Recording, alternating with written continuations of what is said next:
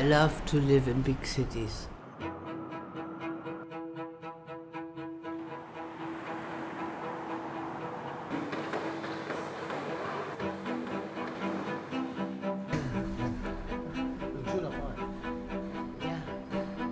When I do something in a city, I see first the place where I can do something, and then I make a photo of that place, and then with the photo I decide what is usable to do there.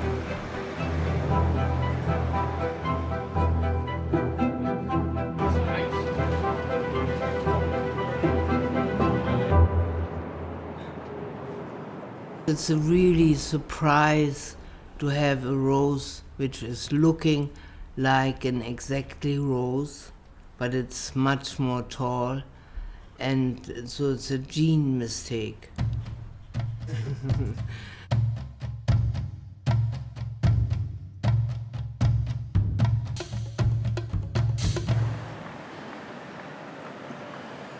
And the city is kind of for you sometimes like the studio, right? Yeah. Who is she? Many persons. She did work for like 8 artists. You know, like that's maybe why it appears sometimes also differently. Also, she's not a one-liner, definitely. That makes it so exciting and so interesting.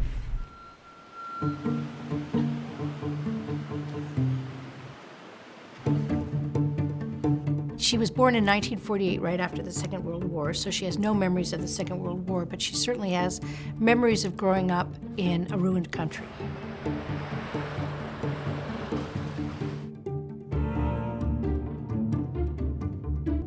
Her beauty financed her interest in art, and she went to a series of art schools, first in Hamburg and then in Berlin. This is Genzken as a model. When she was 19 or 21 years of age, she worked as a professional model.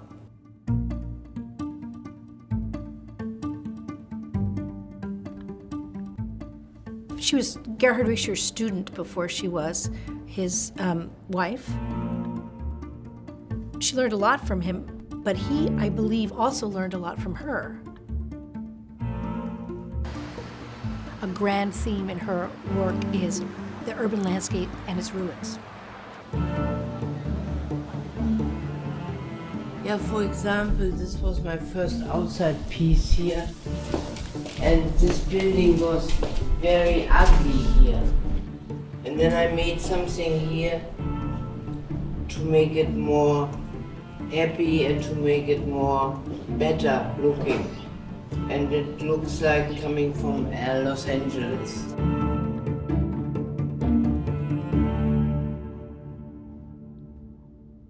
She began her career with these extremely precise wood sculptures called ellipsoids and hyperbolos. The ellipsoidal is an object that touches the ground only at its perfect center, and the hyperbolo is an object that touches the ground only at its ends. Every piece of the ellipsoids and the hyperbolos took me at least 3 or 4 months. And then I started with plaster and did very little sculptures, just doing it with my hands. I couldn't do these curves alone so precisely, and the computer did it. She's among the first artists to use a computer in her artwork.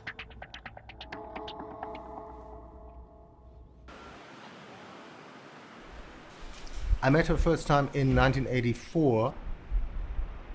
She didn't trust me completely, so she didn't want to do the first show in the gallery. She wanted to do it in a music store.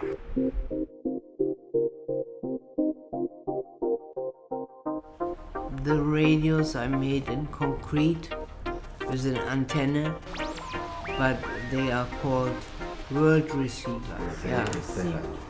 Yeah, and people love these radios.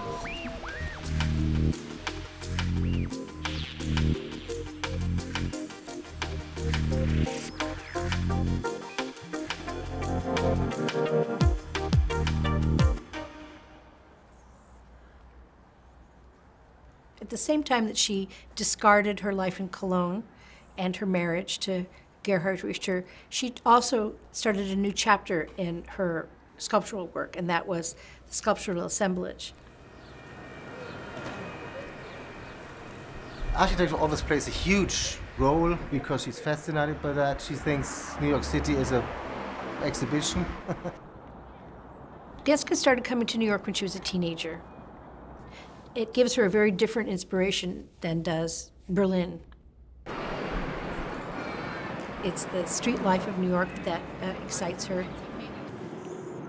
The tall building is something that you can see in her work.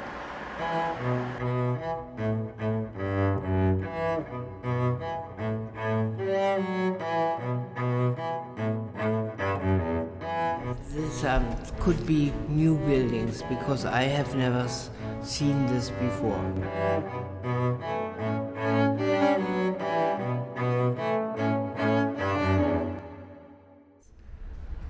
Do you like architecture?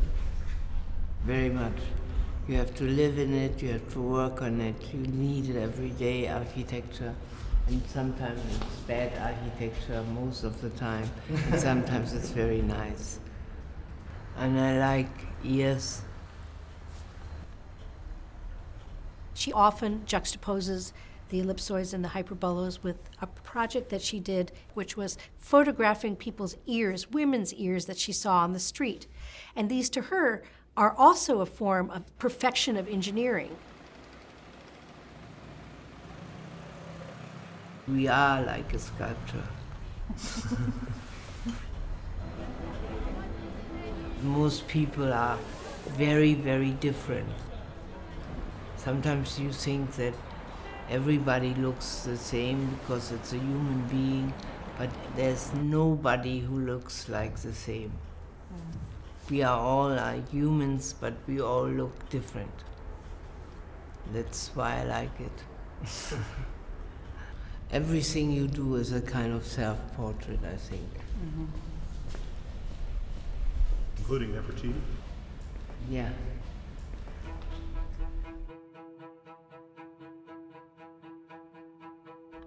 These are families. Most recently, she's been using mannequins as Schauspieler, which in German means actors. Periodically, she makes movies or video work, some scripted and some not, that are integrated into her work as a whole. And when you look at her large-scale installations, there's something very cinematic about them. They look like stage sets. You know, it's a portrait of the city, it's a portrait of herself, it's a portrait of what you see. It's never only one thing. Sculpture and buildings and human beings, that's for her kind of almost the same.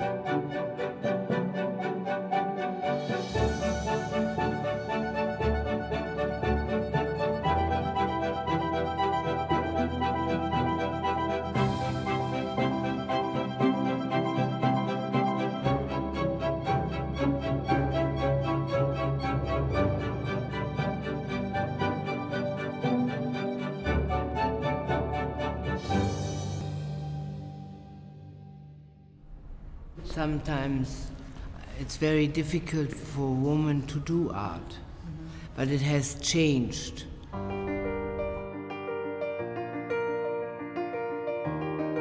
At age 70, Isa Genzken can still do this. She's been relentless in the exploration of her loves and her obsessions, and rigorous in the exercise of her genius.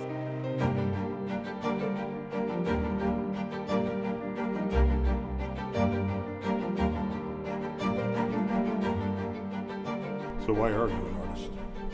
Why? Because I love it. I can do what I want, I can think about it, and I can use the material I want. And so it's very open and it's very free.